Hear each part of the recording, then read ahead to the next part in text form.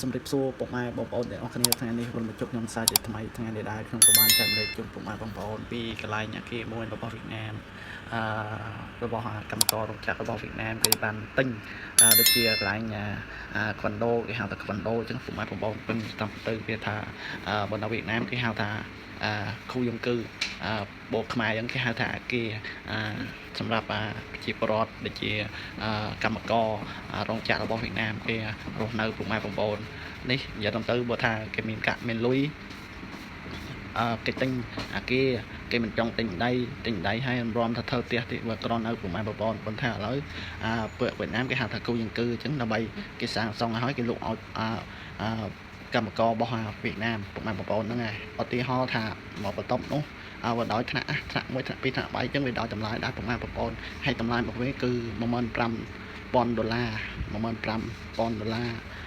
រហូតដល់20,000ចុះ30,000ចឹងពុកម៉ែបងប្អូនក៏ដោយថ្នាក់ហ្នឹងគាត់ថាថ្នាក់ណាពោះទៅវាhơiថោកបន្តិចណាទៅទៅវាhơiខ្លាយតិចពុកម៉ែបងប្អូនហ្នឹងហើយប៉ុន្តែឥឡូវនេះ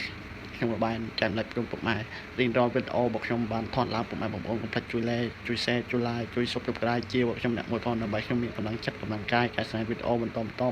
ជូនពុកម៉ែបងប្អូនទស្សនាជាការកំសាន្តសម្រាប់ពេលពីសម្រាប់ការងារឥឡូវកន្លែងទៅមើលវីដេអូរបស់យើងវិញពុកម៉ែបងប្អូននេះខ្ញុំកំពុងតែថតដែលថាទីកន្លែងមួយដែលថាលើអាគារនេះពងខូចគេធ្វើមើលណាកន្លែងទីសួនស្បាឲ្យក្មេងៗវារត់លេងពុកម៉ែបងប្អូនហ្នឹងហើយហើយខ្ញុំក៏បានថតឡើងទៅលើដែរជាមួយអាគារវាមានចំនួន10ជាន់11ជាន់ពុកម៉ែបងប្អូននិយាយទៅវាធ្វើដូចគ្នាព្រោះខូចយើងនិយាយទោះទៅយើងមិនមែននិយាយថាឧទាហរណ៍និយាយទាំងអស់វាតឹងវត្តទាំងអស់luônដែរពុកម៉ែបងប្អូនហ្នឹងហើយដូចជាមានកម្មសនាឡើងសនាយន្តពុកម៉ែបងប្អូនថ្ងៃមុនខ្ញុំក៏បានចូលក្នុងកន្លែងដែរវា